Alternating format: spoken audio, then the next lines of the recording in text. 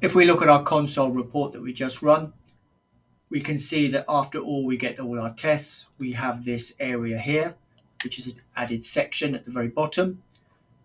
How we do that, we come into the PyTest terminal summary. Fair bit in here, but to show you how you can configure it. If we've recorded properties in tests, we go into this in a different lesson, we can actually add a different section. But what we can do at the very end, once we're in the PyTest terminal summary, we can come down and get the results of all our tests from the terminal reporter object, stats, pass, failed, skipped, error, x failed, x pass, basically making a string, and we can output all of those results into a nice PyBoxen, start of test results, end of test results, green alignment. We can align the title, we can align the subtitle, the color, and for this, let's make this one a different color.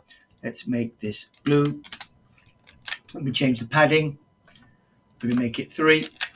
If we run the tests,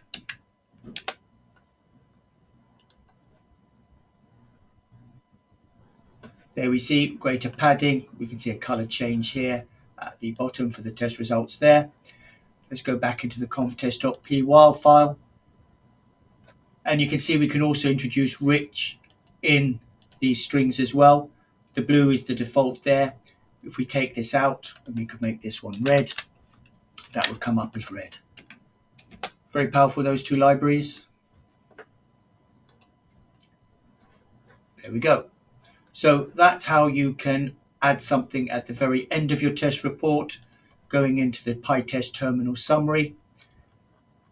And what you need to do really to change it, I've kept this in for user properties. You can use the record_property in PyTest fixture to record details at a particular test to display later. This is how you would do it. We'll probably see this in another lesson. But to get the results of all your tests and to print anything else you want at the end, this is where it is done. This is the end of the video.